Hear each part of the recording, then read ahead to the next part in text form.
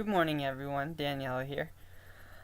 Um, so I had a subscriber who sent me a message after seeing one of my videos. Um, I've actually debated making this video, and it might be a little controversial, so I'm giving you all a warning now. Um, you're probably going to see a little bit different side of me of what I'm talking about today. In one of my videos, I talked about how I was raped back in February, and we are approaching the 1 year mark coming up this year when I was raped. Um, Now, I've always been open and honest with you guys here, and that's what I love about being on YouTube and connecting with you guys. Um, so, yeah, I was raped in February. I went out with a bunch of friends in Boston. Went to a bar with a bunch of people. The person who raped me was one of my friend's roommates that he lived with. We went out that night, nothing out of the ordinary, just went out for drinks and dancing. This guy, his name's John. I'm not going to say his last name, just because I don't want that kind of thing out there. I don't want to be responsible for it if something does happen to him, but um, we went out that night, we were drinking, and um, I'll be honest, I drank a little too much, and when we went back to the apartment, I was on the couch with John, and I blacked out from drinking. When I woke up, I was in his room. He was on top of me and inside me. Um, I had no idea what was going on, really. I was out of it. Um,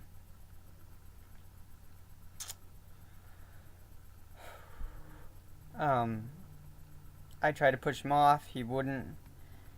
He held me down and, raped me. Um, that night after I left, I was so distraught that um, got home late, sat in the shower and cried, clothes on and everything. I'm trying not to get emotional here, so if I start to cry, I do apologize. Um, I went to work the next day trying to block it out. Um, and I made it through that day all right. The next day, Monday, um, I couldn't even go to work. I had to go to the doctor, and pretty much, the nurse knew that something was up, and she was like, "What's going on?" And I told her what happened. I was so distraught that I couldn't even drive myself to the doctor. Um, I've been working with a group here in my hometown called Monarch Crisis and Violence Prevention, or MCVP for short. The doctors actually called them in there because I was so distraught. We drove to the hospital. I was throwing up on the way there because I was so sick to my stomach from what had happened. We got to the hospital and they said that I needed to have a rape kit done. They made us sit in the lobby for 3 hours before they finally told us that the doctor who did the rape kit was not there and that we needed to drive to the next town over, which was kind of a pain when you're emotionally distraught and you're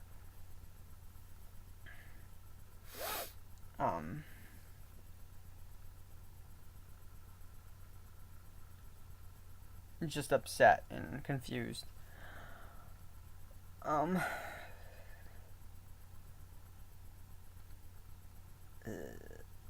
Having a rape kit done is probably one of the most degrading things after being raped. I mean, I get it that it was to collect evidence, um, and everything. I When you're raped and and you're naked and you have to endure that um, kind of act, and then be stripped down for an exam again, you want to cover up and never show like any skin again. Um, Fast forward, as the years gone on, I have dealt with having nightmares, reoccurring nightmares that happen daily.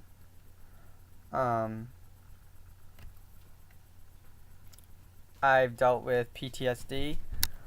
Well, hello everybody. This is my dog Laura. Laura, you're in the middle of my video. Oh, yes, she's my baby. She's what keeps me sane. Oh, you love your mama, don't ya?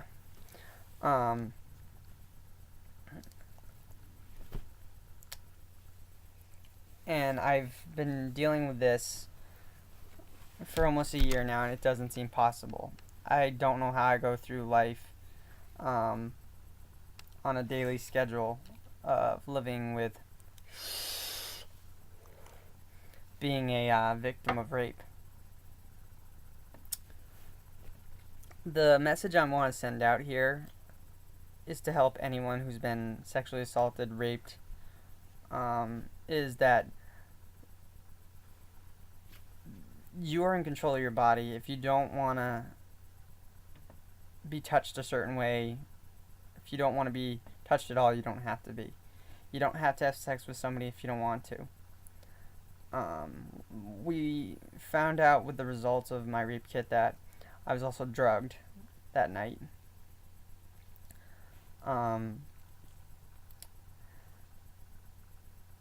It's been a struggle to deal with because it's always on my mind.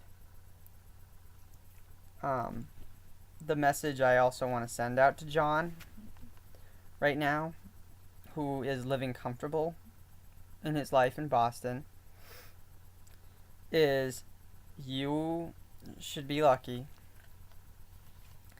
that you are not in jail, that I haven't reported you. And I have my own reasons, everyone, for not reporting, because to have to go through the questioning and remembrance of everything would be a lot harder for me, and I'm not ready. In the state of New Hampshire, you have for a statute of limitations, you have 2 years to report it. So in February, I'll have another year. In the next year, I could decide to report it finally. Who knows, maybe I will. If I don't, again, John, you should be thankful. You should be counting your lucky stars that I did not report you the day after, the day of, yesterday, today, or in the next year. You should be ashamed of yourself. You are not a man. You are less than a man. And I don't wish anything bad on you, but I really hope you know what you did. You took my innocence, and you destroyed the self-confidence that I've worked so long and hard to have.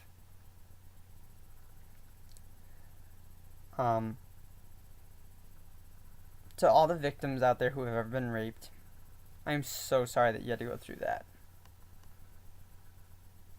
Every person's story is different, but the result is the same. And I want you to know that you can reach out to me if you want to. I've gotten some really good resources that have helped me, live my daily life with PTSD and stress and anxiety and depression.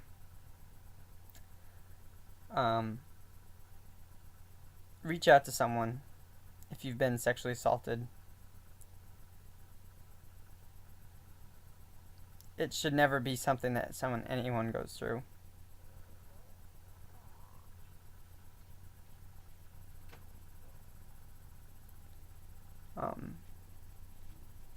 I don't really know what else to say. I just felt like I needed to make this video and